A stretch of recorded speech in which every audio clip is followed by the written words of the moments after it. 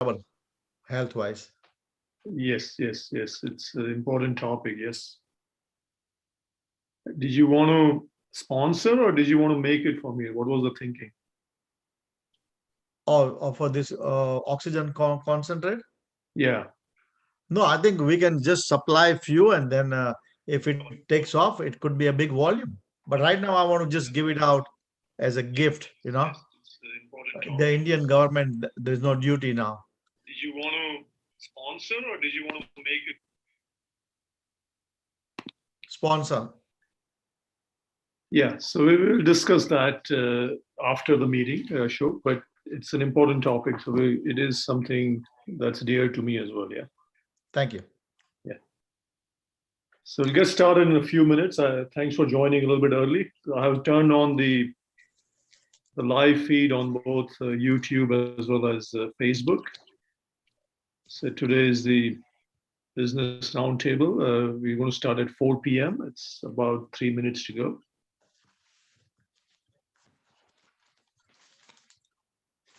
Pankaj, how are you doing? You're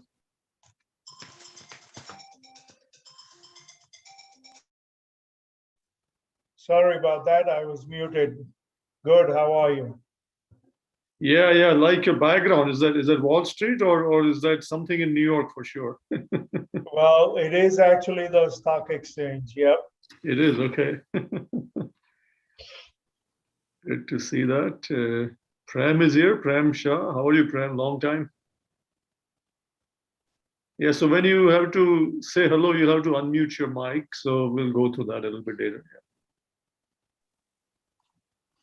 Okay. Hi, everyone. Yes, Prem, yes. Prem, Hi. Good afternoon. good afternoon too. Hello, Eileen. This is Pankaj. How are you? Eileen, you'll have to unmute your mic. You're muted. There we go. I'm good. How are you? Great. So tell me Great about to see you, Eileen. Yeah. What is a Paychex company? Well, Oasis, we work with small businesses to help them with everything related to human resources. So we do the basics of the payroll, the workers' comp insurance. We can provide Fortune 500 company benefits at small business prices. And we build like the HR infrastructure and do the employee handbook. So everything related to the HR. Oh, fantastic. wow. Good to know. So do you know Adam at Paychex? No, but we have over 16,000 employees. So I hear you. Well, I work very closely with Adam on 401ks. Oh, great. That's fantastic. Are you a financial advisor? I don't like to use that term, but yes, I am in the financial services business. Okay. All right. Well, that's great. Definitely. So Zoom has this new feature, auditorium mode. So I'm going to turn that on and see how it looks and feel. Did you guys all see the new mode? Oh, you've got that little frame thing? I don't know. What do you think of this? Do you like this or do you like the one we were in? I don't see the difference. Where is the difference? Oh, you he's in haven't a little seen the circle. difference yet. Okay. Oh, he's in a circle. Okay. Okay, so you have to click on the view on the top right hand panel and change the view. Okay, there are different options, gallery and I see. Yeah. I think we'll just go back to the gallery view. It's the one that we're all used to having. Okay, so it's 4 p.m. Let's get started.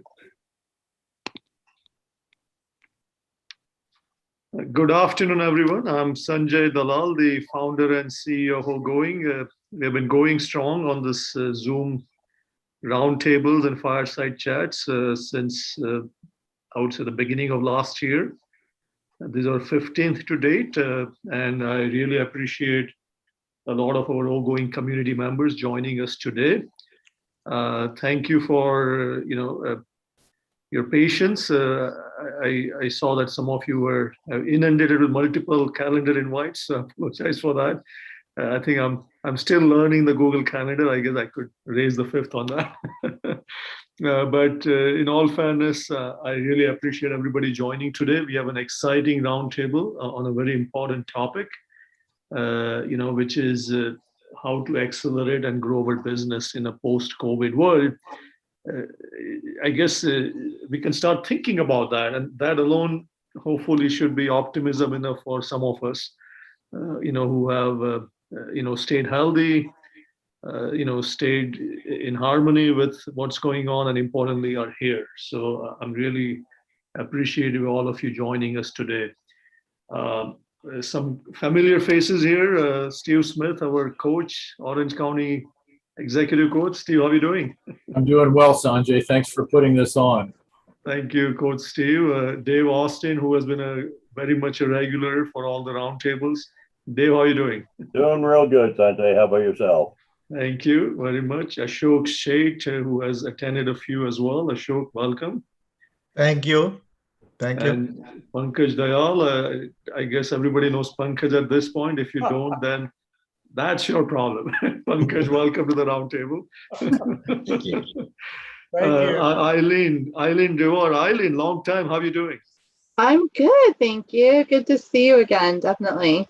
Great to see you, Eileen. And Sanela, look at her. She has joined us today. Sanela, good to see you as well. Rock and rolling, rock stars. Hi, everybody. It's been quite some time, but I'm super happy to see your smiley faces. And Ari, let's see your face. And Justin, don't be hiding behind the, camera. Just hi, everyone. So awesome to see you all.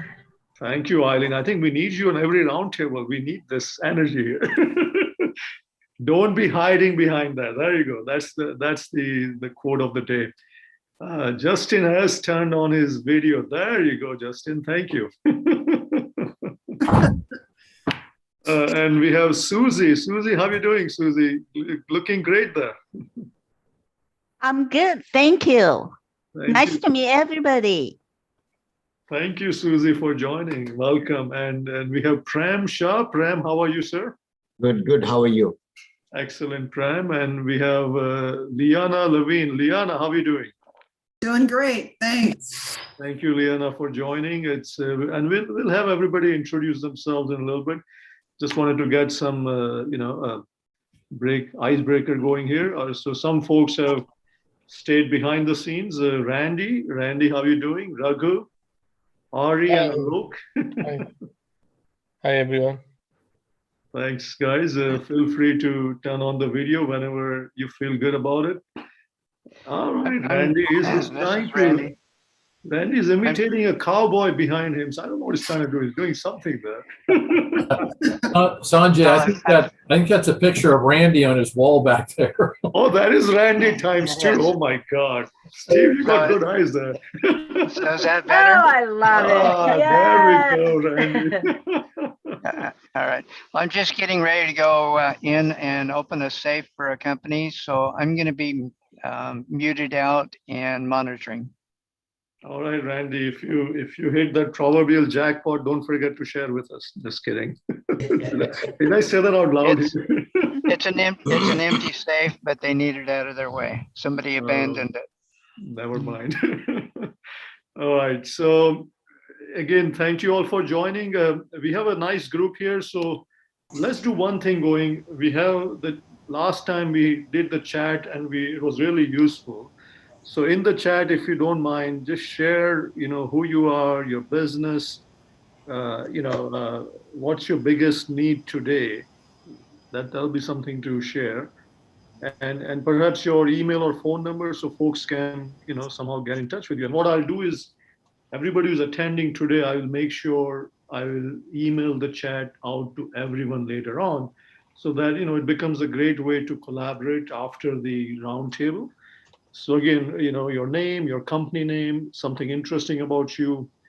Don't forget your email or phone number, and And yeah, if you want to share what's your biggest need today, I think that's one way for us to find a reason to network and collaborate online. So what I wanted to do is start off with a poll to get some juices flowing here, and let's do this. I'm going to launch a simple poll here. It's how's your business now compared to last year? And it's simple answers. You can quickly use one of the three choices and share. I'll share the results in a little bit.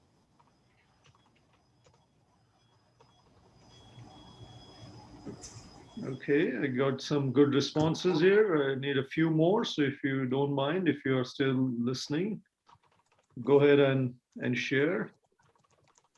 And going once, going twice, and going thrice. There you go. I'm going to end the poll and share the results. And there you go. So it looks like, for at least one person, it has not been that great.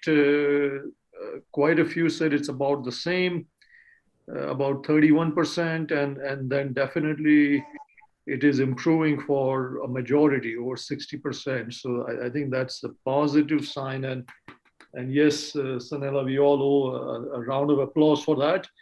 I think this is a good sign for Q2 of 2021. So this is great. And let me stop sharing the poll. And I have one more to go with that. Just to again get some juices flowing. What's your belief going forward? I guess that's the key here. Do you believe your business will continue to grow in second half, or will grow? And let's see how people feel about that. Again, nobody really knows as of today, but I think optimism, as we all know, plays a great role in how we do going forward. Thank you all for using the chat and sharing some great information in chat about your business and your context. And there you go. I'm going to end the poll here and share what I felt, how most people are feeling as of today.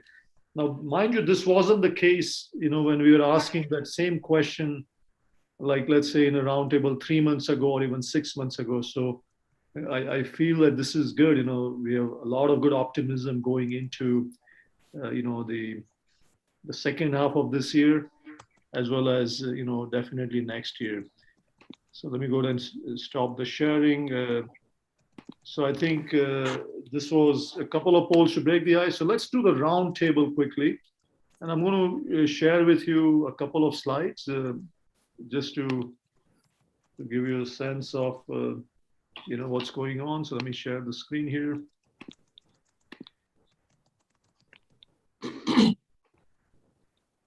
So again, accelerate and ideas on growth strategies for next year, and we have some amazing talk on that by one of the best business coaches that I know here.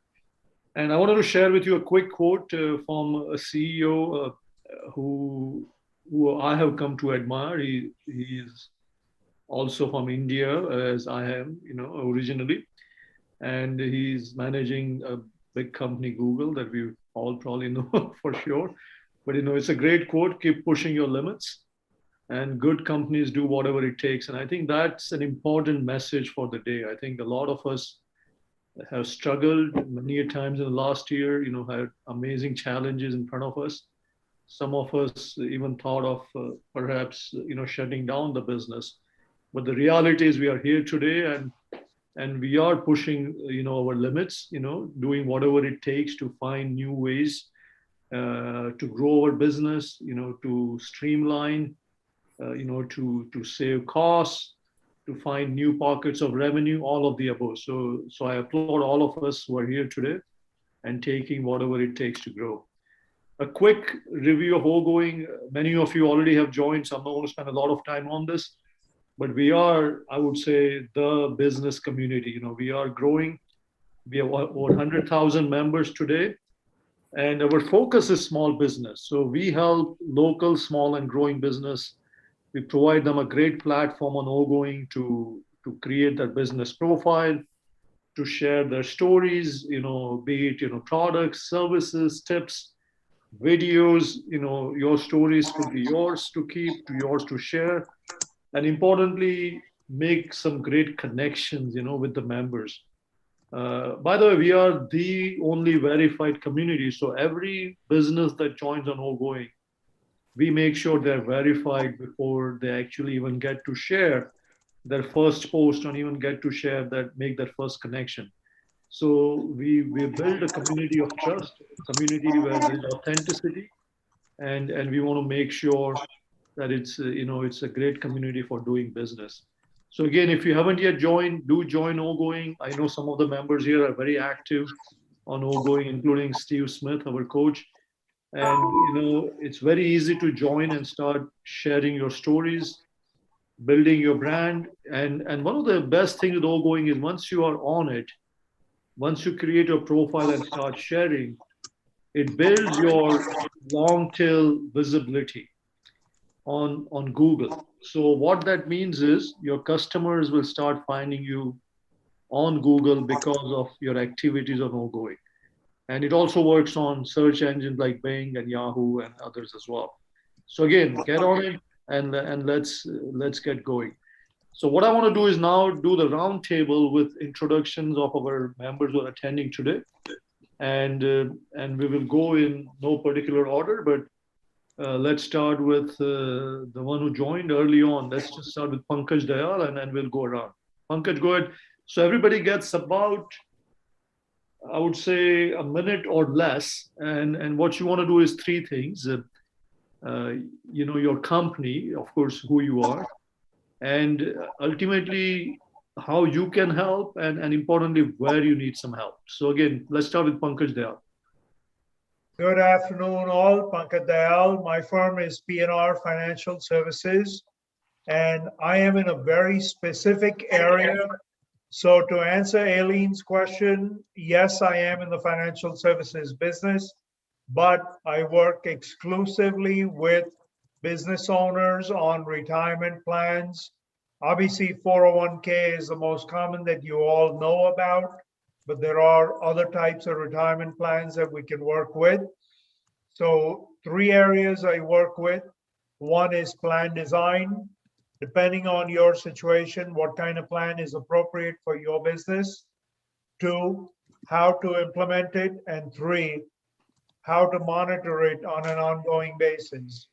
What I am looking for is to educate employers on what their options are. Some of you may have heard about something called CalSavers, which is one of the retirement plans that is being forced. I'm sorry to say, I know this is a recorded session, but I will say it, being forced on the employers. So you have a choice. Either you set up your own plan or you enroll your employees in this thing called CalSavers. Anyway, I will put my information in the contact in the chat, and please let me know if you have any questions. Thank you. Thank you, Pankaj. That's a great introduction. And folks, keep it to a minute or less so everybody gets a chance to share. And we have a great conversation a little later after this. So I'm going to mute everybody. And when it's your turn to talk, you can unmute your mic. So that way we have less background noise. So again, I apologize for doing that. I'm going to mute everyone.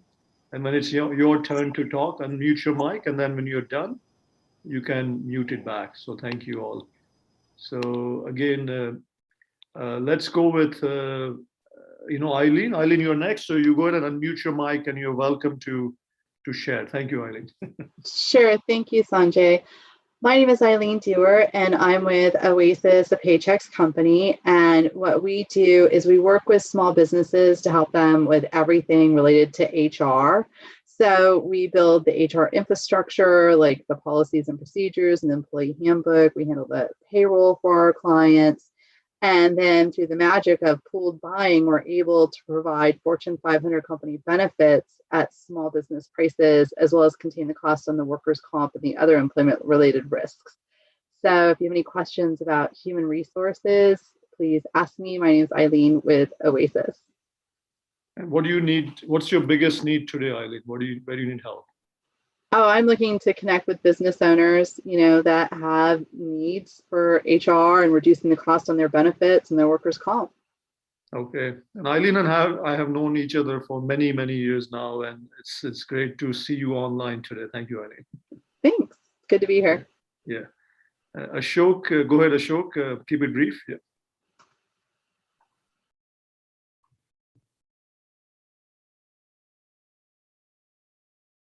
Ashok, unmute your mic before you talk. Yeah.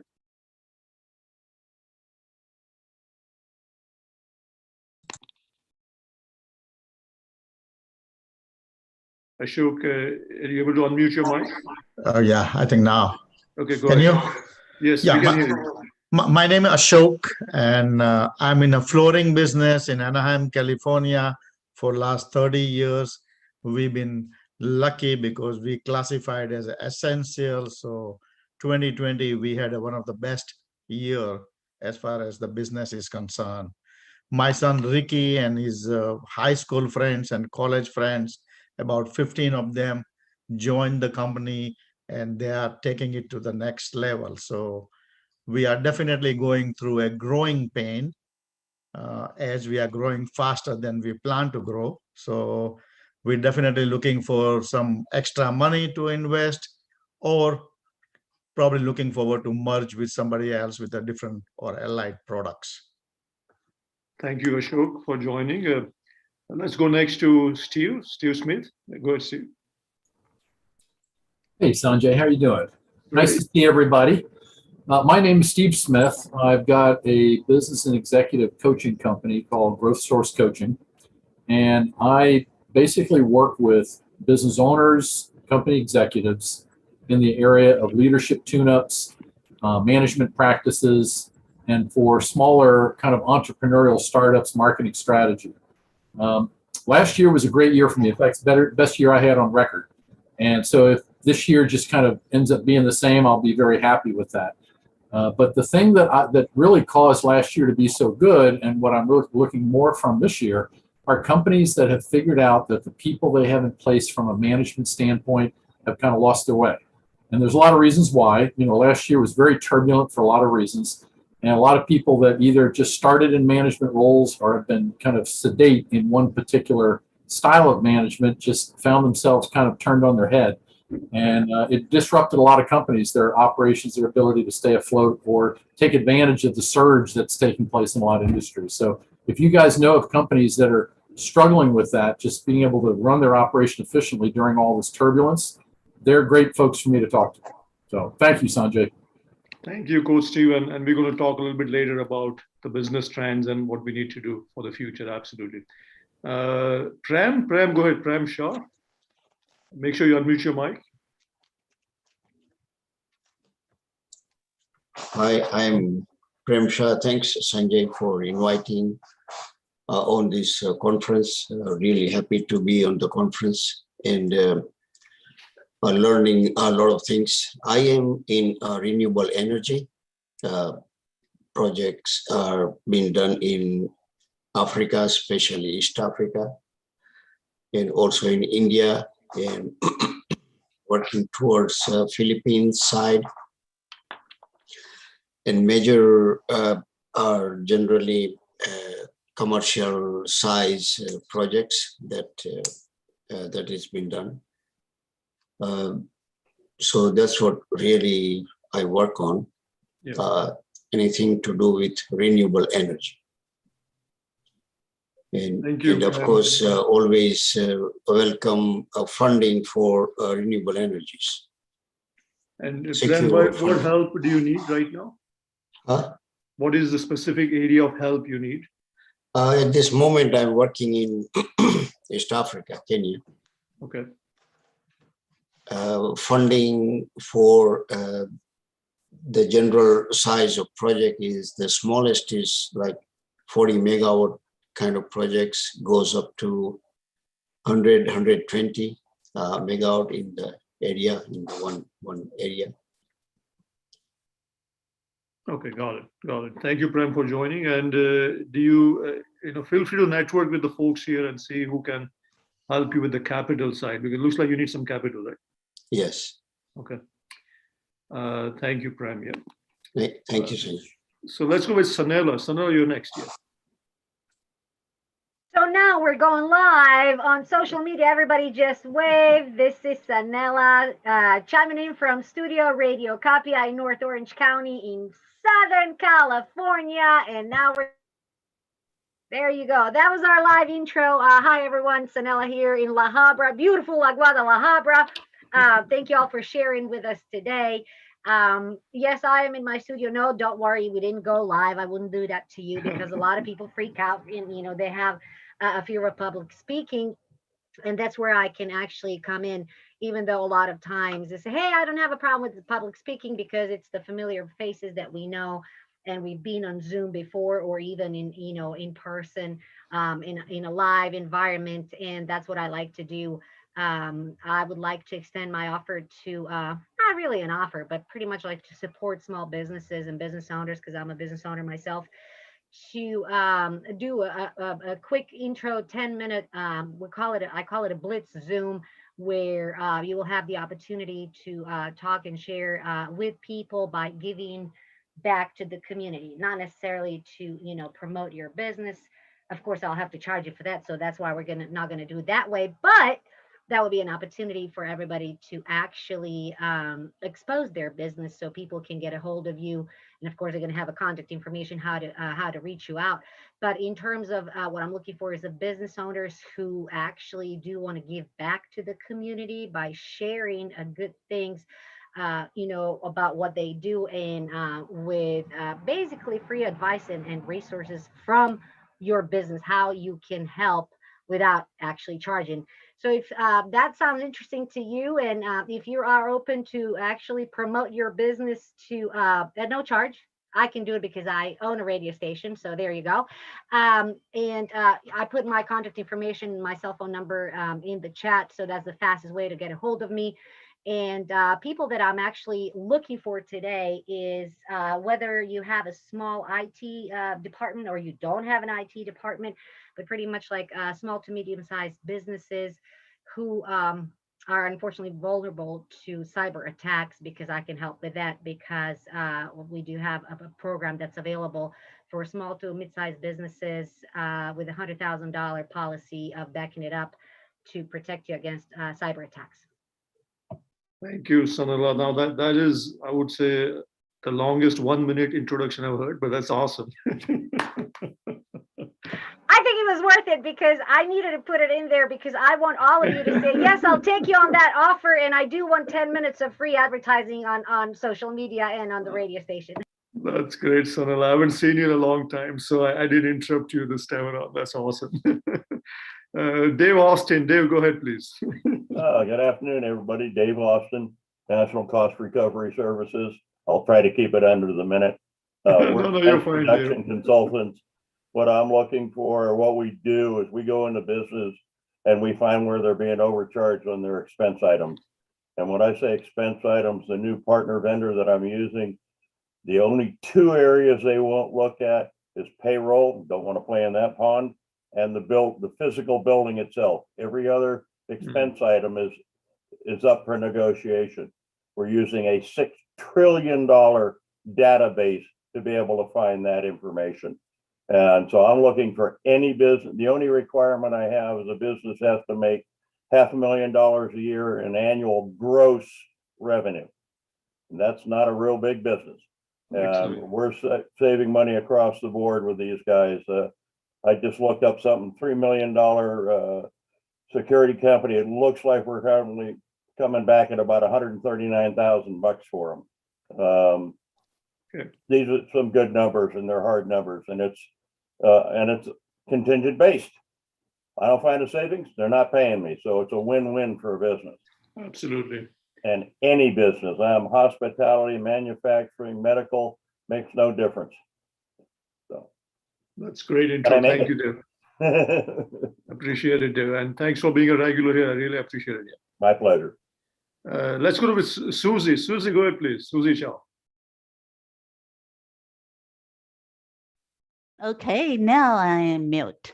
Yes. Thank you. Susie Chow, IT Insure.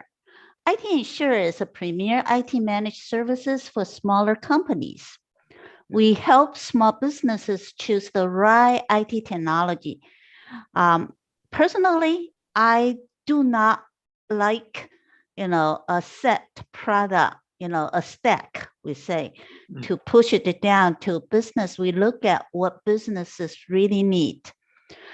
And we mainly help our clients of their business security compliances, security risk, and be prepared for the disaster. We specialize in troubleshooting business IT security issue, take care or take out the emergencies. I'm looking forward to help others and learning from the people in this group. We are looking for the businesses who want to protect their reputation, their information, their intellectual property, and keep their network safe and meet the requirements of bigger and better opportunities. That's what I do, and what I'm asking and what I can offer. That's great, Susie. That's an awesome introduction. It's thank you for joining today, and really appreciate it. Yes. Let's go next to Alan Holmes. Alan, how are you, sir? Oh, Mr. Sanjay, you finally got me out of my shell. No, I'm kidding you. I love you, brother. I miss you. I miss you very well. And Steve, you think I don't remember you, young man. I remember when Sanjay just had a few, and you were always been riding and dying with outgoing. So thank you for having me. But yeah, my name is Alan Holmes. From Southern California. I grew up in Compton, served in the military from 87 to 90. I love this country. It's the greatest country in the world. To all veterans, thank you for your service, my friend. I was a 13 Bravo, and now I spend most of my time taking care of my amazing wife with mental illness. But I am here to eradicate poverty, eradicate stigma in the mental health as an advocate, and just to be of service. Community is the servants of business, and we only do business with those who we know, like, and trust. So I am your master connector. So let me be the human side of you and take all this noise, this online and offline, and square it down and let me be of service. That's all I'm here to do, is take your business to the next level. I'm a Dodger fan, yes, Dallas Cowboy fan, and just love watching WWE. I'm sorry, I know I see what's Andy out there. Love you, brother. That's okay, but thank you for allowing me to be here and share part of your world. Stay safe, behave yourself, and your master connector is watching you. Got you. Thank you, Sanjay. Love you. Thank you, Alan. I guess I am still a Dallas Cowboys fan. I know I was a big fan in the 90s when Aikman and Emmitt Smith and Michael Irvin, the big three. At that time, I was in Texas, though. So yes, then I moved to California. But yeah, great team for sure at that time. Thanks, Alan, for attending. I really appreciate it, brother. Let's go next to Liana Levine. Liana, go ahead, please. Unmute your mic. Yeah. Yeah, hi, I'm Leanna Levine. I really just joined this community. I've been working with Sanjay on marketing. So our need is to grow our pipeline for business. We had a pretty significant downturn in the first half of last year, but we recovered pretty well. But now we want to move into growth mode again. So our company does engineering services and contract manufacturing in medical diagnostics. We work in a field that's called microfluidics. So think of it as tiny plumbing in plastic. It's a way of taking a test that's done in a laboratory and putting it into a small card that's about the size of a credit card. So you take a drop of blood, for example, you put it in this little card, put it in a machine, and it runs the test and gives you an answer. Whether it's something like COVID, have you got some kind of infectious disease, or for another example is monitoring blood glucose. So we work with companies as a service provider to help them engineer these new products that are either for doctor's office and more recently moving into the consumer market. That's great, Liana. Thanks for joining and sharing your story and also your ask. So folks, feel free to connect with Liana as well, and and I'm sure we'll share everybody's contacts after the roundtable here. If you all put it in the chat area, thank you, Liana. Next, let's go next with Brad. Brad Hall, how are you, sir? Long time. Long time, Sanjay. Good to see all of you. You're looking great. Thanks a lot. I thought I might let you all know that instead of trying to find, the mute button and all that good stuff, all you have to do is hold down the bar right there on your keyboard. And then the second that you release it, it goes back to mute. So just to let you all know, awesome. That's one of the easiest way to mute and unmute when you want to talk and when you don't want to. So anyway, what am I? I'm a CPA, been doing it for 40 years.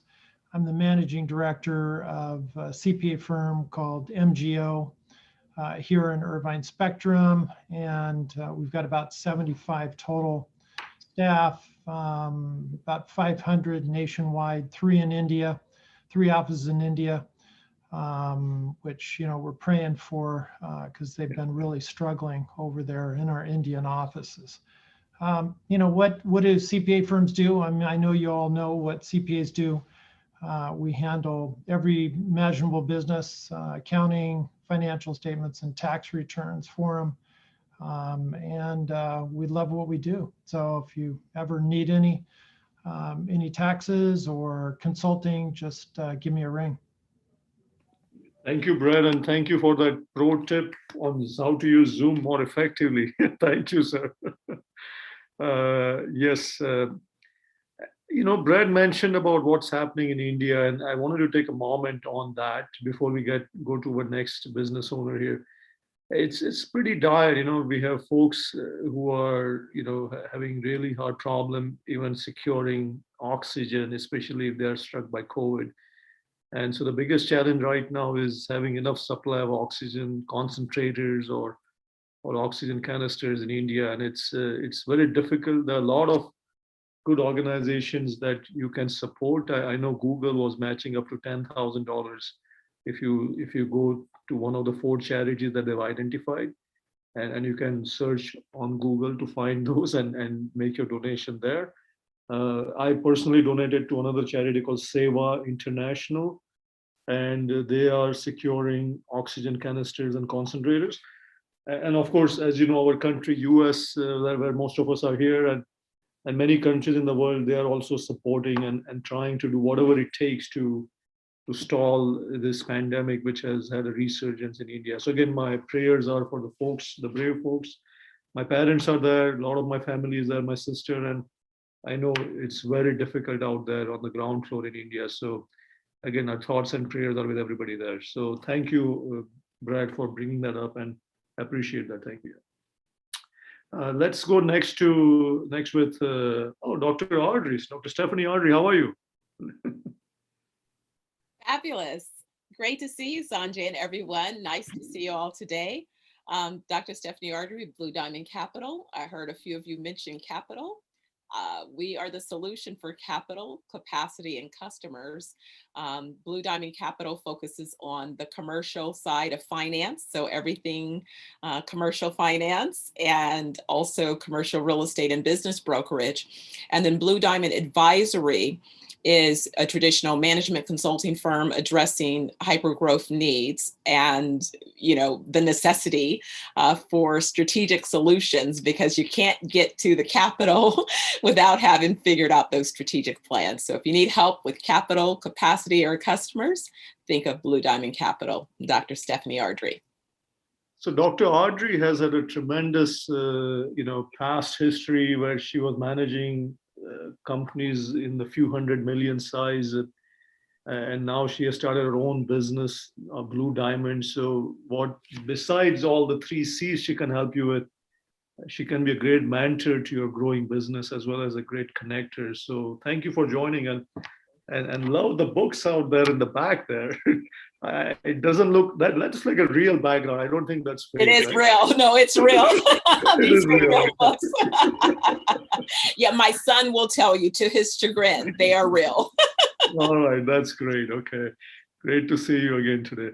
Let's go with Hark. What's a Hark? Go ahead and use the pro tip. as Brad shared, for the unmuting of the mic. First of all, Sanjay talked about people in India having a hard time. So I also sent a donation to feed 30 families in India for 1 month. So I took care of, yes, I'm helping out families in need of financial assistance in India. In terms of what we do, we make people smile. That's what our business is. Our business is Popwhite, and Popwhite, use of Popwhite products is toothpaste, mouthwash, and profit paste by the dental offices. And when people use our products, within 4 weeks, they get a 4 sets whiter teeth. So basically, we make people smile better. So we are in business of making people happy.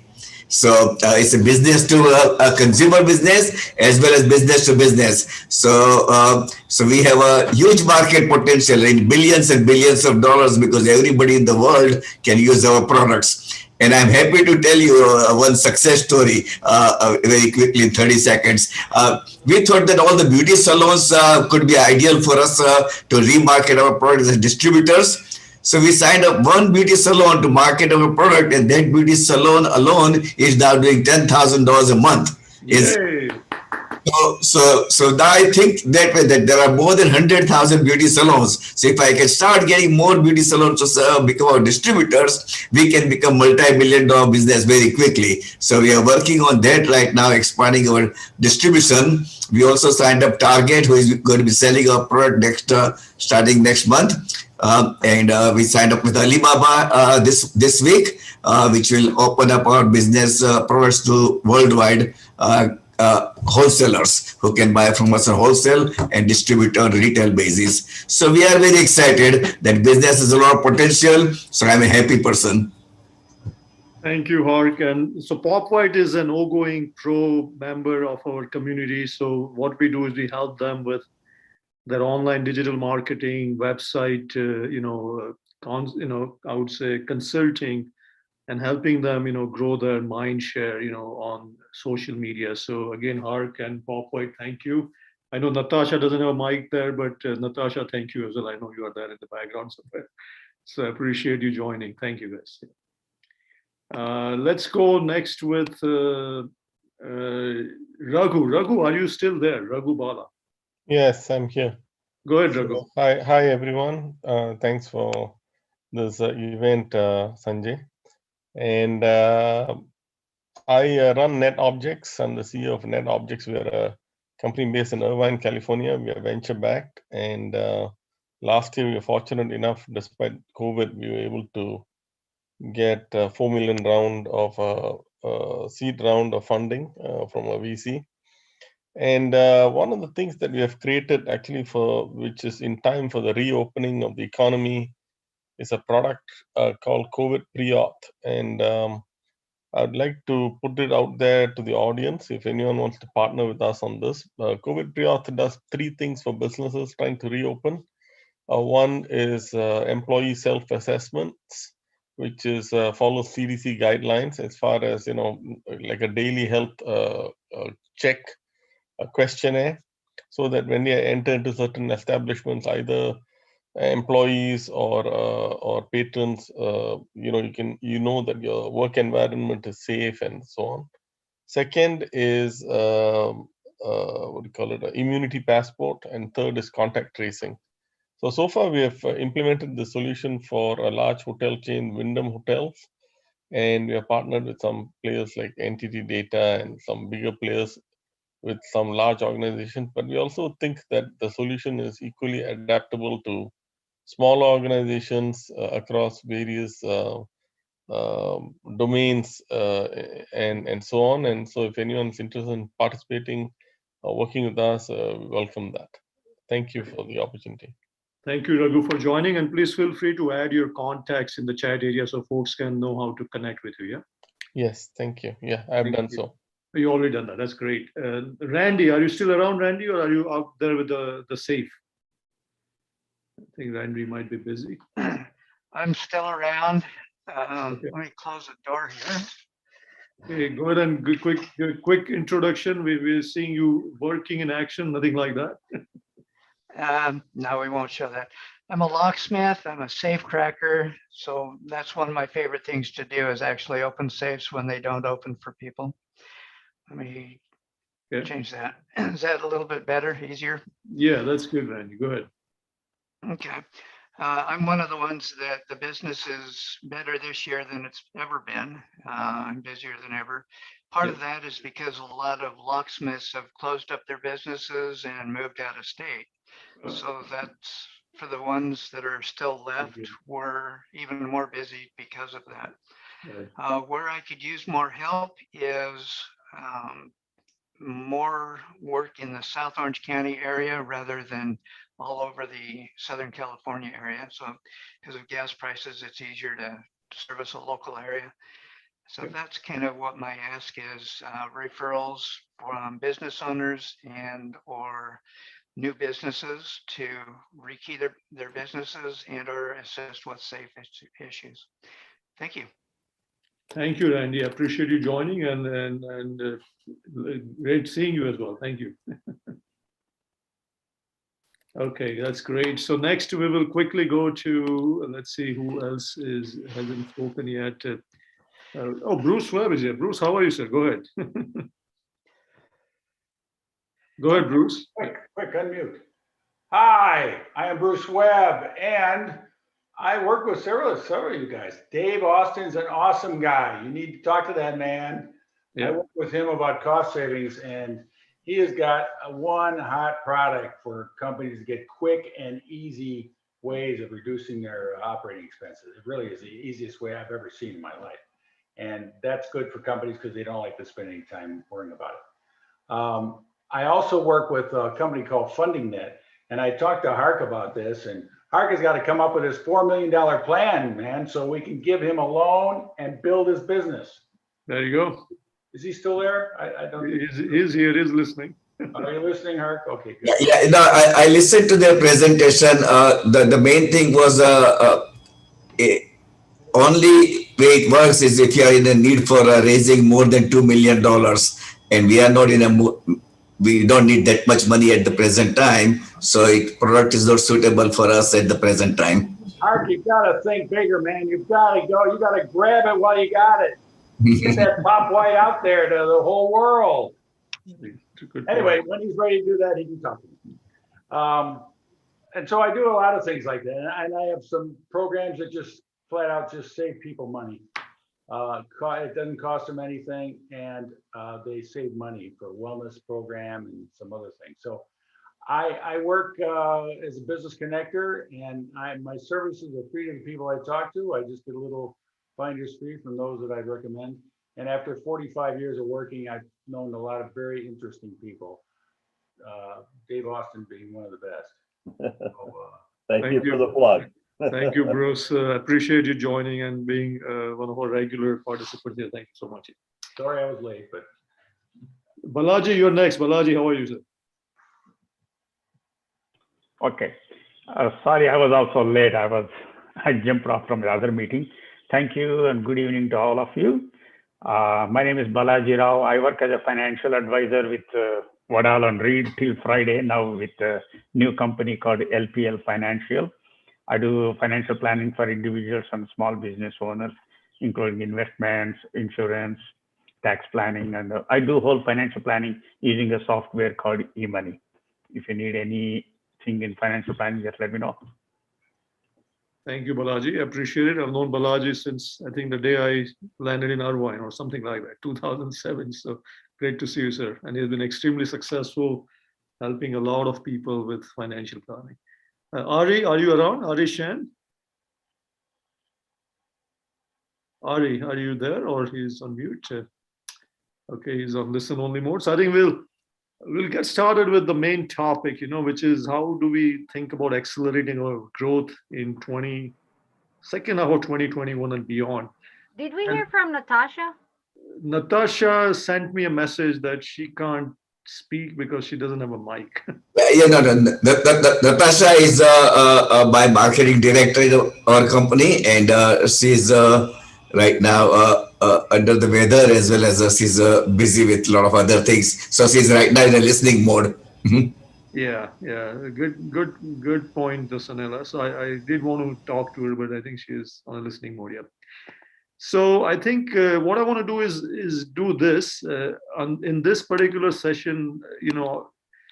I want to have a chat with our coach Steve Smith, who does talk to a lot of business owners and has seen it all, and including his own business, and want to ask him some pointed questions as to what trends he's seeing. And then after our talk with Steve, Coach Steve, I wanted to share 5 trends through the slides that I thought I'm seeing, from our vantage point here and how that impacts us as business owners.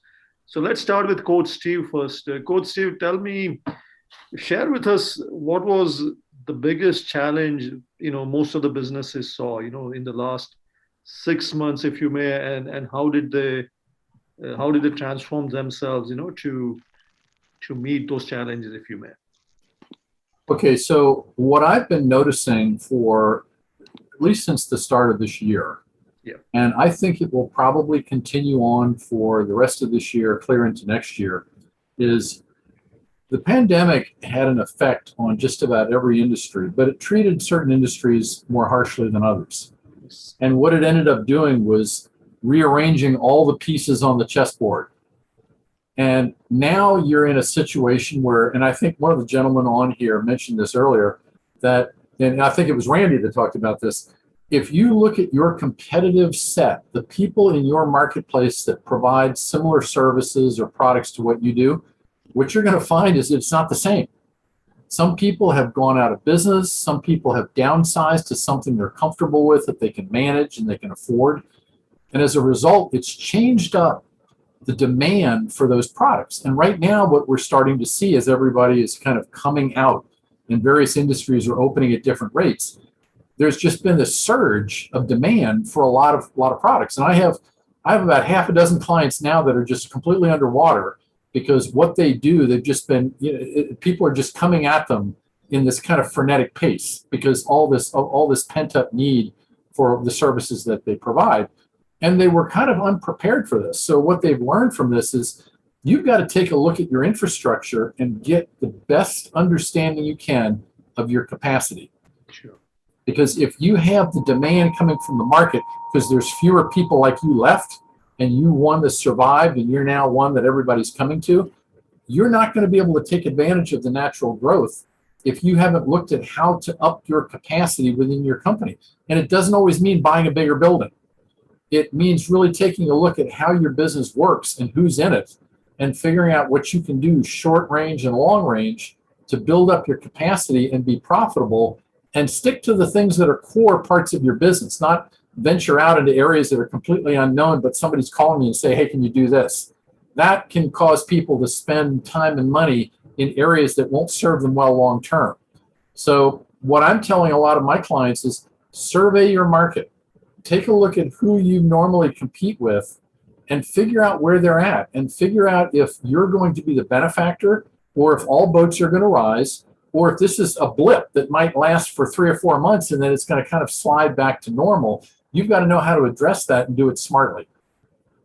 That's a great point. That's a great point. So one of the challenges I'm reading as well as hearing is coaches that people are having a hard time, or businesses are having a hard time finding great talent. And one of the reasons also is that some of the talent is on the sidelines thanks to the benefits, etc. And maybe also a little bit of fear of coming back into the workforce. So what does the business do in the meantime? Well, what's turned out, and again, I've got a small microcosm. So if you went in industries that I don't work in, you probably could find some different scenarios. But for the most part, what I'm seeing is that the majority of employees are really anxious about coming back into the office, about getting back into a professional work environment. They stayed at home because they had to, because they had kids at home, a lot of reasons. But now that things are starting to open up and kind of, they're getting a little easier, most people are wanting to go back. And so a lot of employers are having to sit there and think, okay, I can't mandate that they all come back. I'd like them to come back, or maybe you don't. Maybe you figured out that they do just as well in remote locations. You as the company owner have to really get clear about how you want to run your business going forward, and then kind of manage that flow in terms of who's coming back, how frequently they want to come back. And it's going to be talking with a lot of people, understanding what their needs are. In some cases, if you've downsized your facility, it may be easier to spend the money to outfit their home so they can operate technically as well in their home as they do in the office.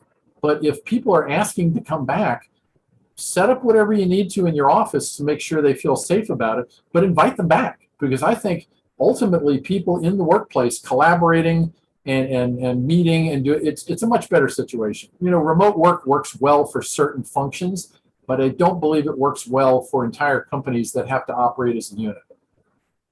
I will add one thing here to what Steve said. I think he's on point. We'll also have to look at not only the employee side of things, but also the customer side of things. You know, in some businesses, the customers have changed. They used to go, let's say, people who used to go in and eat in a restaurant now are okay with the DoorDash or picking up or whatever it is. So if they have changed, then the way your staffing you do for your restaurant or whatever it is might change. You might only need back office staff. You don't need front office people. So that's changed in many businesses as well. That's a great point. And Sanjay, if I can just throw one thing in that I've started to see little bits starting out here, depending on the kind of business you have and the amount of technical expertise or sophistication of the people working for you, in a tight market like this, the big problem that many companies that feel secure in holding on to their workforce have to worry about is having their people poached.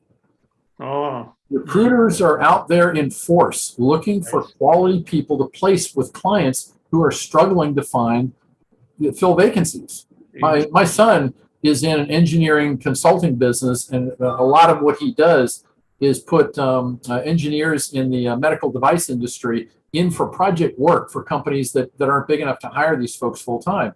And a lot of times he brings them in from other companies where these folks just have gotten tired of working. They don't know when they're coming back. Maybe they're not making the money they like.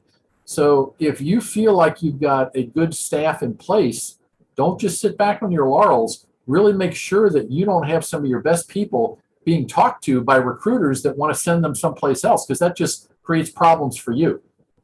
That's a great point. That's a great point. And actually, I know some of the businesses here that do have employees, and I wanted to do a quick, like 10-second poll on what percent of your employees are coming to workplace now. And if you don't mind, just give us a sense if you have an employee, rather if your business has employees, what is happening, just to get a pulse, and I'll share the results quickly. So I just want to do a quick check, while we're talking about employees and finding the best talent, making sure you hang on to your talent, as Coach Steve is saying, it's an important thing. A lot of businesses may not have thought about that right now. So again, let me just quickly close it and share the results. But as you can see, it's interesting that, in some cases it's less than 25%, and quite a few say that everybody works from home. But there is a trend here that 50 to 75% and even more than 75 are looking to go back to workplace now. So it is going to be interesting, I think, as these things materialize, in Q2 and Q3 of this year. And I'm hearing that good talent is going to be, the price of good talent is going up. So you have to make sure you do all the things you need to do to hang on to your best talent, for sure. That's a great point. Thank you for sharing that. And one of the other things as a trend I was seeing, is online commerce. Like last year, and let me share with you a quick slide on this. Let me go ahead and share the desktop here. So this is very interesting, folks. And again, I know Popwhite falls into some of this because they have products they sell online. And last year literally was the biggest jump in online commerce we've ever seen in the history of online commerce. It grew like 44%. And consumers, they literally spent like close to $1 trillion. This is just US. The normal growth is 15%, and that's remarkable in itself. But last year was 44%. So not only the big companies benefited, and you can see all the names here, but I also noticed that a lot of the smaller players, they did extremely well. And some of the new, companies that came from nowhere and grew a lot are the likes of Etsy of the world, ETSY, Etsy, the marketplace, where you can buy all kinds of fancy masks and handmade products from a lot of women, who make them. So again, this trend, I feel it's going to keep growing.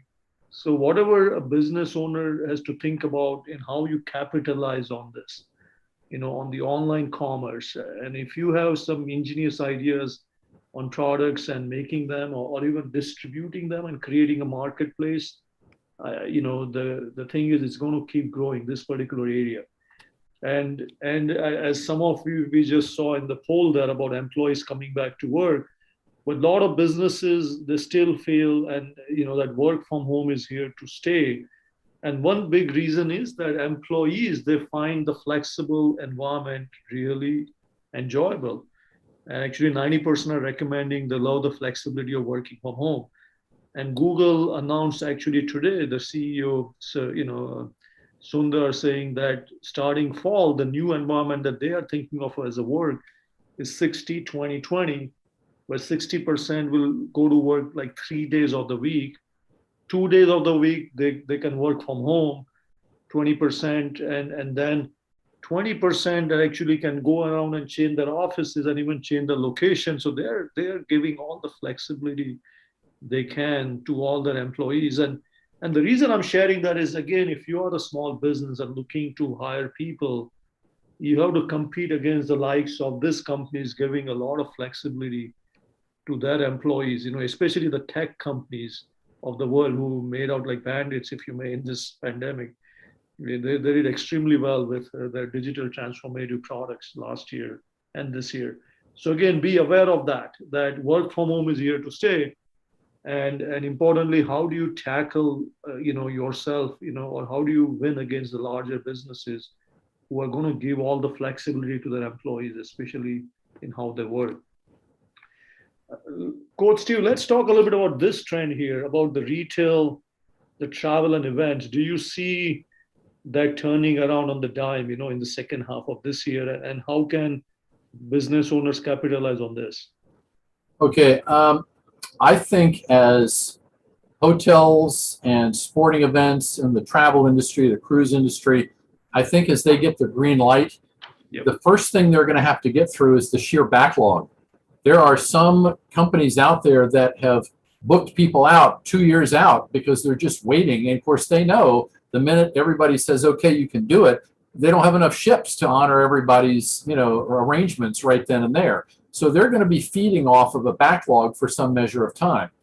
I think the area of travel that's probably going to go through a little bit of an adjustment is the trade show travel, because a lot of companies have now realized that they can conduct business in this virtual environment that we're in. Maybe not exclusively, but if it means cutting out a lot of expensive travel and boondoggles to trade shows where, trade shows have lost a lot of value in a lot of industries over the last decade. And a lot of companies feel compelled to go because they want to be seen and they want to know, everybody know they're supporting the industry that they're in. But a lot of trade shows don't pan out for companies anymore. And so I think that one's going to have a tough time. They're going to have to figure out what's next for them in order to bring value back and encourage people to want to spend the time and money going to them. That's a great point. Yeah. I think the other thing that everybody's going to have to realize, and I wanted to go back to one of your previous slides with so many people buying things online. Yeah. The things that drive that today are selection. You can find so many items you need online that you can never find walking into the store. Yeah. The delivery systems, the logistics of all this has gotten so good that you don't have to run out to the store and buy it because you need it, by the end of the week. You can order it online. Most days it's there and you step the next day. Yeah. And the return policies have gotten really good, which means if you make a mistake, I make tons of mistakes. I hate buying apparel online because 9 times out of 10 doesn't fit. So I got to send it back. And if I had to pay to send the stuff back all the time, I'd quit doing it. But most of these companies now have gotten to the point where they send you a mailer, and if it doesn't work, you just send it back. You go back on Amazon, you get the credit, you're good to go. Yeah. If you as a business want to be able to replicate that at your level, those three things you have to meet, because that's what the expectation from the customer is today. Great point. That's a great point. I think the flexibility and the ease of shopping, and I think Amazon's outgoing CEO actually said that online people are able to find things and buy things in a matter of minutes. And he's saying that kind of selection with the ability of ease of shopping and ultimately having it delivered and everything is, I mean, you can't compete against that as long as you kind of know the things you want to buy.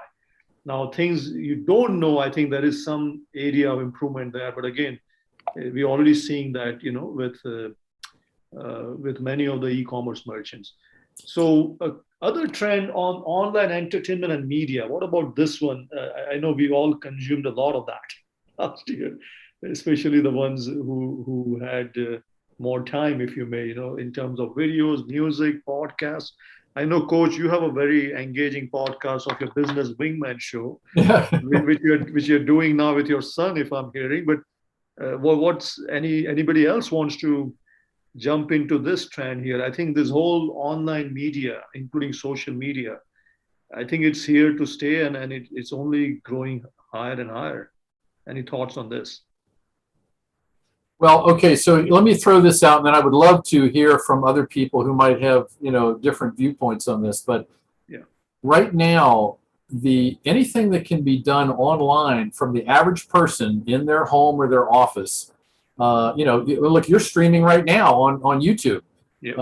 Last year I was streaming a broadcast daily from my local chamber on Facebook, and it doesn't require a huge investment in equipment to be able to do it. So the whole technology thing has brought it down to the point where the average person can do some really great things and broadcast out to a fairly large market. The thing that's happening right now, which is interesting, is in the media, the large-scale media and entertainment market. What we're starting to see is a void of new content, because along with everything being shut down, most production companies weren't making new movies, or if they were, they've been delayed. And so, my biggest fear, to be honest with you, my wife and I look through Netflix and think, oh, we've seen that one. Oh, we've seen that one. Gee, we watched that already. There's nothing left. You go through this every day or whenever you want to watch something new. Right. So that whole entertainment industry is going to go through a groundswell of just catching up with new material for people to consume, because we've gone over a year watching the same stuff or watching old TV series or things like that. So you've got that large-scale media market, but then the thing that's really, really growing is the small scale. It's the podcasts. It's the people doing their own videos. It's the chatting through the social media networks. Yes. That's not going to go away. I think that will probably decline a little bit, because as people leave their homes and go back into their office, they're going to be consumed with just kind of re-entry into the workplace, and they're not going to have the time and probably not going to feel comfortable diving into Facebook throughout the day or whatever other social media, because you're not in your home. Yeah. So it's probably going to kind of drop a little bit. It's not going to go away by any stretch of the imagination, but it's going to adjust as people go from home back into an organized workforce. Yeah, and I want to say one thing, the did you know thing at the bottom, DYK, if you may, the influencer marketing or the influential marketing, it's growing. And it had a big growth last year. It's almost $10 billion. Now, what this does is, this is a great opportunity for business owners and small businesses who have a knack of creating great content, like what Coach Steve is doing with his Business Wingman show. Because when you create your small pocket of influence in a specific industry, even if it's location-based, what that does is it becomes a money-making thing, because eventually that influence can get sponsors, and for your show, or you can invite guests for which you can eventually charge them money. So there is money to be made in the influencer marketing, and it's, a lot of YouTubers, of course, now you can hear about things like TikTok and, of course, Facebook Watch and so on. But remember, folks, if you are creative and if you can create great content and, which can be sticky, and which can create a following, there is money to be made in that segment as well. Hey, Sanjay, can I respond to a question? Susie put a question on the chat. Sure. And I think it's fairly apropos to a lot of folks here. She said, what about the service industry in terms of the whole return policy thing? And what I'm seeing there is not so much of, gee, we have a great return policy. It's really more in the whole customer service realm. And what I think most professional service organizations really have to take a look at, are we living up to our reputation by providing really good customer service? And no offense to anybody on the call here who is in the technology space and creates apps and creates these little chatbots. Chatbots are good to a point. Yep. But if you've got a really good professional service organization that does a lot of great things, you want humans. You want people to have conversations with clients and wow them as much with the service, the customer service, as you do with the product you offer. And if you walk away from that too much, you risk losing the best part of your business, because people just want to know that if they've got an issue, they can talk to somebody and resolve it. That's really what they're into. They've already come to you for the service. They want to know if something goes wrong, am I going to get help? Or am I going to have to kind of go through an automated phase and answer 20 questions before I figure out they don't know what I need? That's a great point. I think there is no substitute for excellent customer service. And I think customer service actually can be a huge competitive advantage for a small business compared to a large company where you have to go through all the hoops to find the right person who can serve you, especially when you really need the help.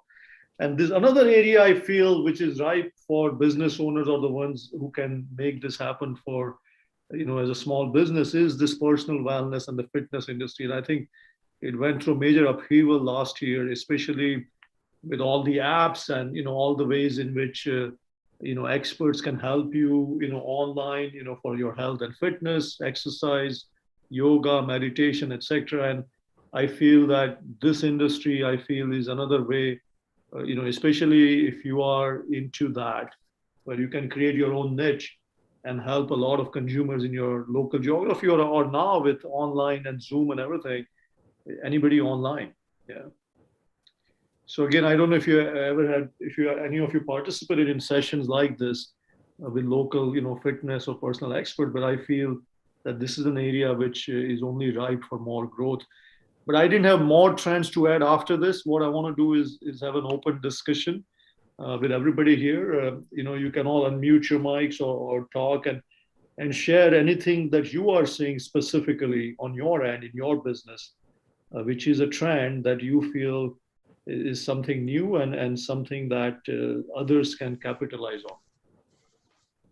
Go ahead, it's an open discussion. Go ahead, Ashok. Yeah. Working from home, flexible hours, all these things, these are good things for last 15 months. People been working from the home. I think now they're getting into demotivation, depression, too much distractions, their efficiency is going down. When they come to real world, they are not the same people. When they come to the work, they are whimsical. I don't know, maybe I'm wrong, but that's what I think is happening. And all the big companies talking big things, but on a small business, that's what really happening.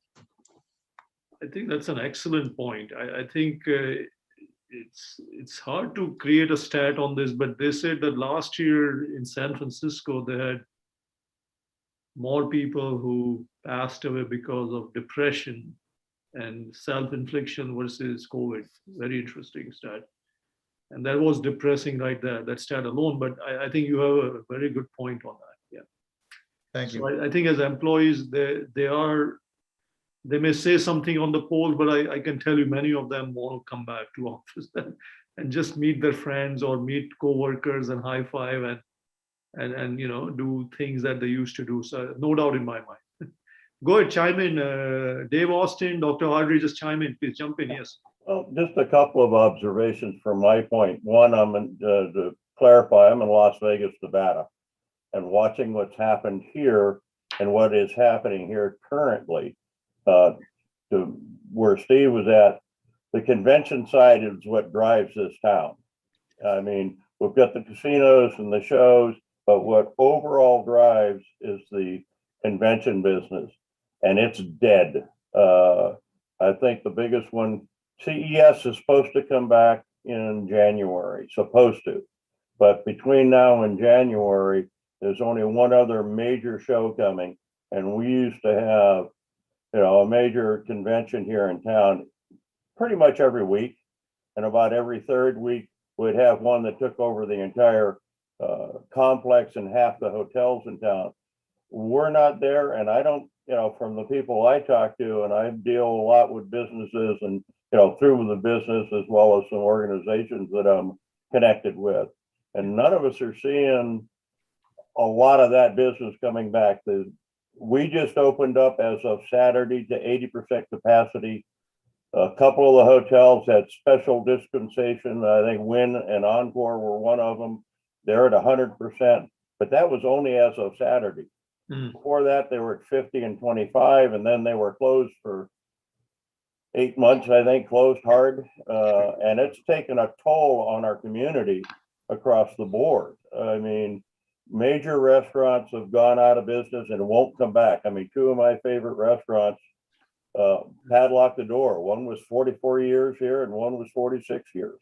And those both, one of them was strictly driven by the convention business from their location. 46 years, they locked the door. There are, what we're seeing, and the other thing that's happening here, it'd be interesting in, Orange County here, Southern Cal, they're having trouble getting people back to work. What is it, extended unemployment, or what the federal unemployment that tags with the state? They're getting more money sitting on their butt than going to work. And that's creating some big problems. The tourists that we're seeing, and that is coming back, they're a different class of people than what was here a year and a half ago.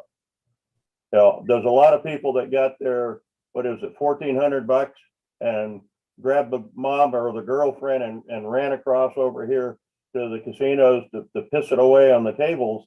Shouldn't say that keeps my taxes down, but that's what they're doing. And that's a different kind of person than what used to come here and go to the shows and do gamble, but go to the shows and spend money. And we're not seeing that. They're coming in, and we ran into it when we first reopened. We ran into some big problems because I got to be a little careful, but they lowered the hotel rates to the Encore you could get into for like $49. And the class of people that were coming weren't the same ones that came a year and a half ago when it was $1.50 to get into that hotel. And that caused some more consternation around here. But trying to get business back on track is being here locally, at least, is becoming a problem. Hey, Dave, you mentioned restaurants that were going out. Is Smith and Walensky still running? I'm not 100%. They had locked the door for a while, but I heard they were going to come back. But a lot of them that said, well, we're going to shut down for now, I have to go look. I'll be in that neighborhood next I love that place. That's a great steak. I love it. Steve, may I interject on this one?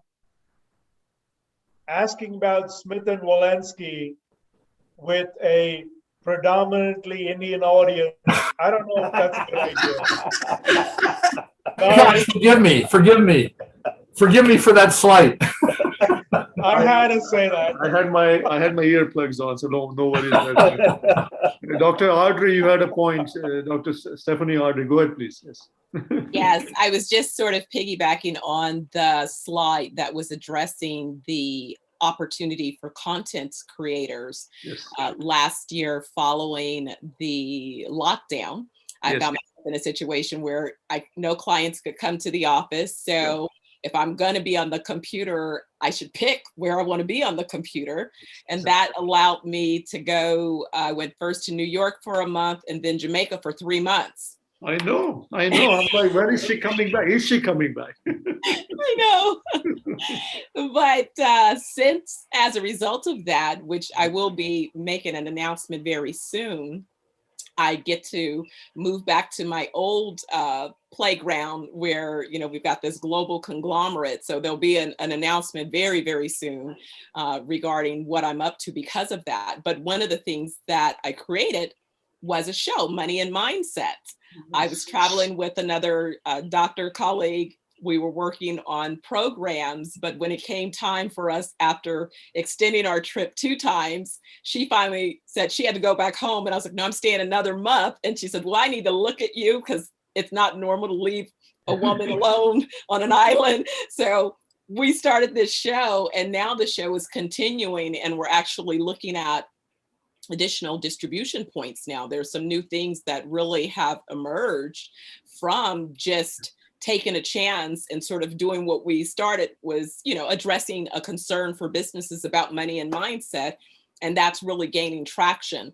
And it's consistent with our messaging and with our business beliefs. So we're delivering a lot of value to businesses, and it's actually really rewarding to do so. No, absolutely. I think, go ahead. Somebody else said a point. Go ahead. Who else had a point? Go ahead, please. Yes, Sanjay. Okay, I will give you my experience, my thinking. I work as a financial advisor. I have an office for namesake. I work from home. I have 2 lady assistants. They also work from home. In fact, women with young children, they would like to work from home because they have much more quality of life they have rather than driving in Orange County for 1 hour each way. And I told them permanently we're all working from home, and I meet once a month. I buy them lunch. We'll meet for lunch. No business. We'll just chit chat and go home. So I think that's working out very well for me. And it is also working out very well. Even my practice, my revenue has gone up. In fact, I was telling somebody, I did half of last year's revenue in last 4 months. The thing being is much more efficient. Number one, I'm not driving. In Orange County, if you drive, meet a client, I lose half a day. Now in that half a day, at least I can meet 2 or 3 clients. And I'm able to share whatever they want on the screen, and they're able to make immediate decisions. Otherwise, what happens, I meet somebody, they will ask me some information, I will email, they will take another 10 days to open the email, then they will come back, everything is delayed. Now that the whole process is shrunk, so they are able to make quick decisions, and business is doing well. So that's from my practice side. On the other side, I think somebody was talking about restaurants. Some of the people, in fact, on a side note, I work with an estate attorney. He's going next month for 1 month vacation to Hawaii, and he said he's going to work from Hawaii with family. So that's the kind of lifestyle now we are got used to it, and people can work from home. It doesn't matter. I understand what Sanjay told earlier. The technology companies like Google or Apple, whatever, they may want people to come in once in a while because they've got a lot of brainstorming to do. In my case, there is nothing much brainstorming. It is a service industry. It is service industry. So for me, it works out. For my son works for Apple. Probably they will ask him to come 2 days, 3 days a week, because then they can interact on a copy, or a water cooler discussion, whatever. So it works out well for those big corporations. For small companies like us, I think work from home is fantastic. And on the other side note, yesterday, one of the insurance wholesaler, they normally treat us with all these lunches, right? Now all those things are gone, but now their company policies are also streamlined. She told me yesterday, I had a lunch with Cinco de Mayo in Spectrum. She said, I cannot invite more than 4 people at a time. So they're doing staggered 11 to 11:30, 4 people. So the lunch is already ordered. While going out, I pick up my lunch and go home. So they're doing staggered meetings, and their company policy doesn't allow more than 4 people, including her, 5 people. So people are coming out with innovative solutions to get out and do things.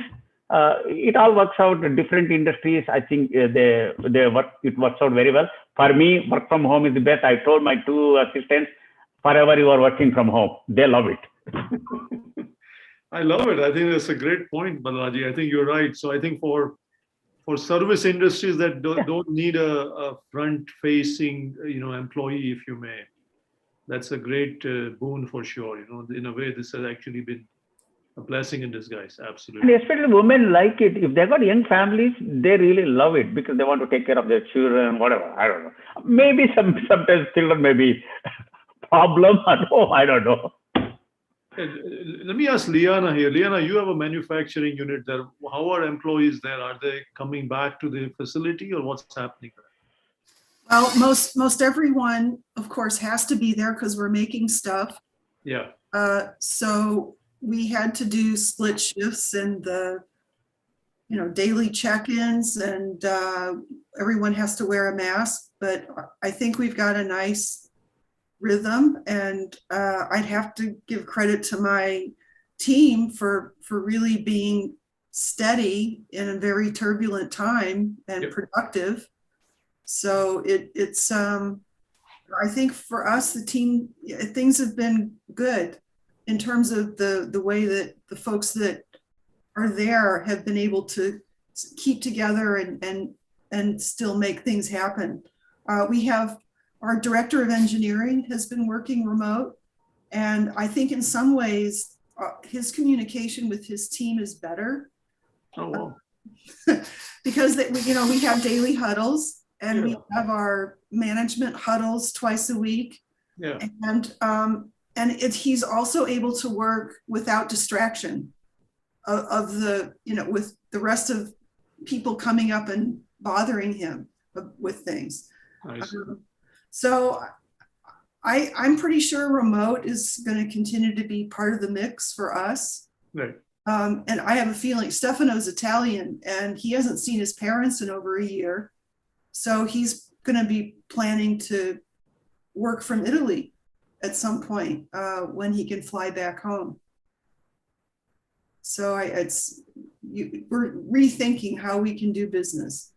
It's pretty nice. That's great. So I think the key message is every business has adapted itself, to the current situation and found ways to operate. I mean, what's also true is some people did not adapt.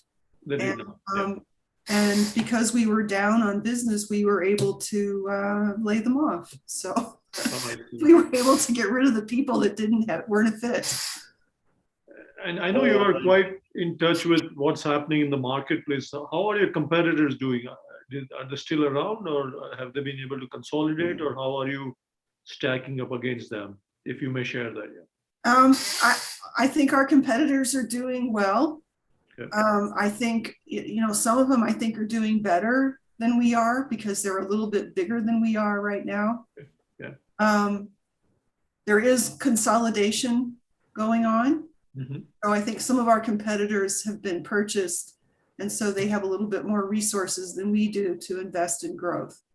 Sure. So, this is good. Yeah. So I think anybody else has other things to share, what trends they are seeing, and anything that you feel is something imperative for you in the next 6 months or next year for sure. It's an open roundtable, so go ahead and share. Otherwise we'll meet next time for sure. Well, I'll comment on, the vacation type stuff. I'm trying to remember, there's 3 hotels that are actively soliciting people to come here and work from the hotel. Wow. In fact, they teamed up, 2 of them teamed up with the Legion Airlines, I believe, and offering special deals if somebody wanted to come over and work out of their hotel room. Interesting. When you live here, you got to laugh at that kind of stuff. Yeah, so they're being very creative, some of this area, because they need people. Yeah. Yeah, I think the hotel industry it's turning around. Some of the youngsters are beginning to go out and, after they've had their shots, they're beginning to go out to the hotels now. And I see a lot of Airbnb activity coming up as well. I'm looking at a lot of activity from a loan standpoint for people starting to build hospitals again. Oh. Hotels again. Hotels, yeah. Hotels. So hospitality is making a comeback, and there's a lot of companies that are looking to build, not in the United States as well as in the Caribbean and some other spots like that. So it's starting to heat up. It's interesting. You know, Bruce, most of the lenders that concentrated in hospitality over the last 10 years completely pulled out towards the end of last year. So just so you know, all of the major players in hotel financing completely stopped lending. That's great news, because we've got somebody who wants to lend and willing to lend and can lend millions. So I like how Bruce thinks, man. If you don't have the money, I have the money. yeah, less competition. That's great. Yeah, let me know, Bruce. Stay in touch with me because we have a ton of hotels. Do you really? Yeah. Oh my, yes. I'm talking to one that's doing $125 million one. I'm doing one that's doing $1 billion project possibly in Antigua, and just a number of all over the place. So we'll get in touch. Sounds great. Most of my hotels are in California, but we've got some others back in New York. So it's also California's another place that we're looking at. Yosemite's got some that are growing, and we've got 3 different hotel deals look like that might be going up there. So yeah. I think people started traveling now, and I was told there is a problem with car rental. Car rentals have gone up so much because all the car rental companies, either they went bankrupt or they sold all their cars. Now they don't have cars.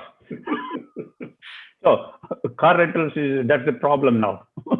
Okay, so that's a good point. And I was thinking many years ago, I had done an RV trip when my parents were visiting, and I was looking online, I had this crazy idea, maybe I'll do an RV this summer. I can't find a good RV like the one I had.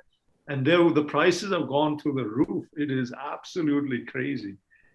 I think RVing has become the thing again, in the US again. So, but that's good, right? I think some industries, they're doing well, and that's the way it works. That's capitalism. Sanjay, the reason RV is also demand has gone up more because people don't want to stay in hotels also. Because in fact, I have my close friend, he didn't want to stay in a hotel. They cooked all the food, everything. They rented an RV, they went to RV park. They said, we don't want to stay in a hotel because of COVID situation. So who knows? Everybody has got their own reasoning. It's a very good point. Sanjay, you should have a next roundtable for the where to invest the money, how to invest the money. Like if we would have invested money into airlines last year, I think we all could have had 100% increase, Oh, you mean your personal money? Yeah, personal money, the retirement money, whatever the money could be. That will be music to the ears for one Balaji Rao here. maybe it's a good idea to invest into the hospitality industry if it is going to pick up, So I don't know if you have some ideas on the new places. That's a good point. We could think about that. Folks, well, the good news is Disneyland has opened, of course, with limited capacity. And to me, that's a good barometer of things going in the right direction. I'm hoping that it will stay open forever now. We'll never have to think back of Disneyland ever being closed again. I'll keep my fingers crossed on that.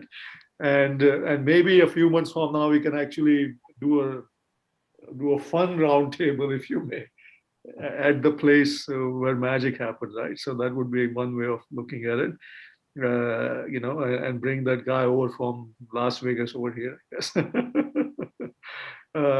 But anybody else has any other pressing points to share? Otherwise, and I just wanted to ask Dave. Dave, I'm going to Zion next weekend, Zion and Bryce Canyon. On the way, I'm planning to stop by at Vegas.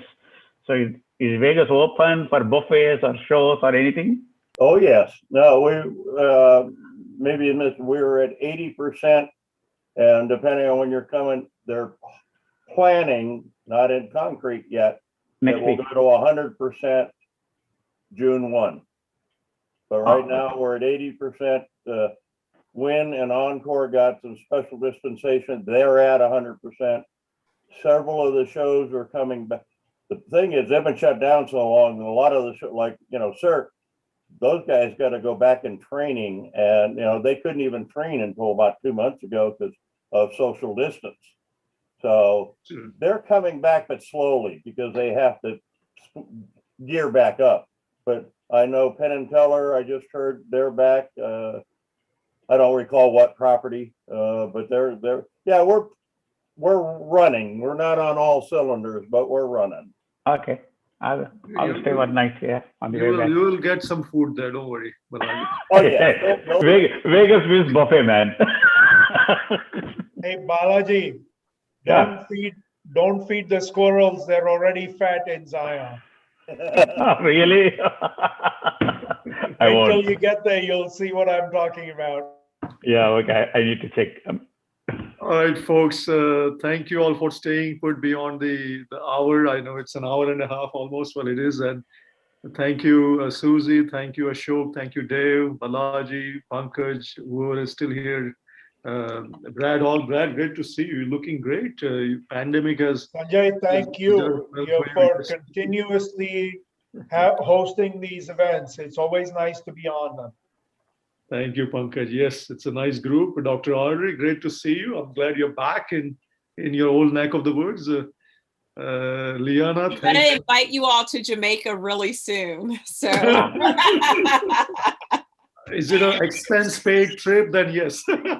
So what we're doing are, so I've created a new company. It's 420 Wellness Global. We have locations opening all over the nation of Jamaica, as well as in South Africa and several countries there. Our first places we're already booking wellness patients, as well as patients suffering with chronic ailments.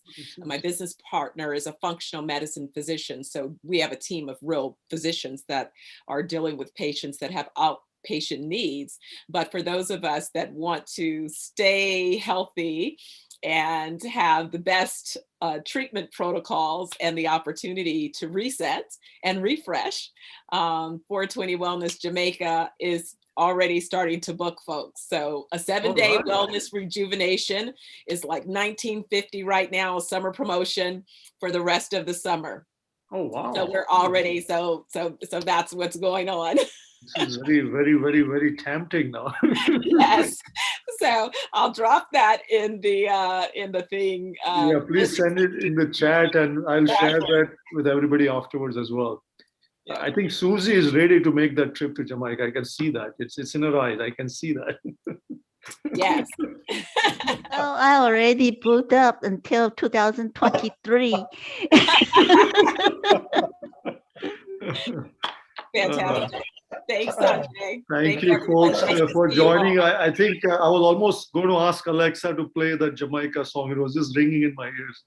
What song is that? Coco Cabana, something. I just can't get the words. Exactly. Yeah, it's a beautiful song. But I've proven that you can get some work done as well. So there you go.